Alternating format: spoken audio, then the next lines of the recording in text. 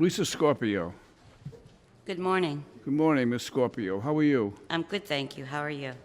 All right, you have a red light violation on Westminster and Manton. Is there anything you want to tell me about that? Well, I have 4 violations. No, I want to talk about Westminster and Manton.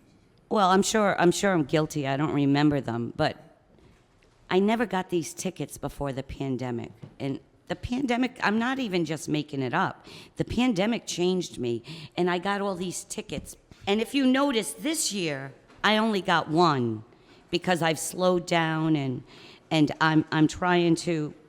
The pandemic made me frustrated. How did the pandemic affect you? Once the pandemic started, I lost my job, and I isolated in my house for a year. Yeah. I did not leave my house for a full year. You got to talk to somebody. You call up your best friend, no? Well, I talked on the phone and stuff. Even Christmas and holidays, I would make a big dinner, and then my kids would come, and they would tell me when they were coming, and I would pack everything up, and I would put it outside because they were out in the world, and they're young. It's okay.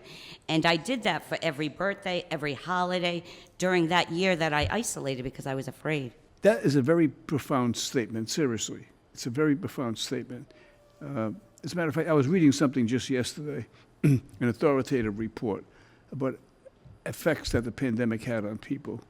And it was interesting that the number of people, there are no statistics available, unfortunately. The number of people who died because of loneliness, number of people who, because of being confined in their houses, had so many other illnesses and so many problems, just by the confinement and so forth. They just changed our entire lifestyle. I know 7 people who lost their mothers during the pandemic. Yeah. Suicides were up during the pandemic. Relationships were disintegrated during It was the a bad time. And especially if you were older, it was a bad time. Now, my mother died at 60 and her sister died at 61. And they had both been on those breathing machines. So that's why I was so terrified of the pandemic, because I had said to myself, oh my gosh, I think I'm going to outlive them. And then the pandemic hit, and I was afraid.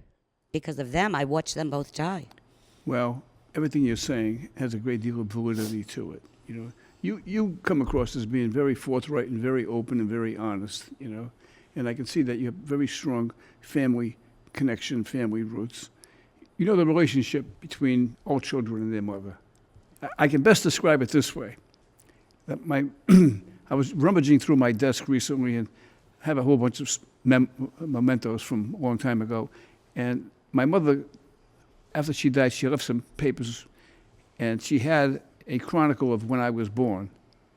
And one of the things was she wrote, his first words were mama. And I think most of us, the first words that we issue are mama. It's the most revered name, right, I think, in the universe, mama. Right? So, based on that, we're going to use the Philomena Fund for my mama. I'll get emotional thinking about it. And we're going to pay for this with that. Thank you so much. I really appreciate it. Hopefully everything will work out great for you. Nice meeting you again. Bye-bye.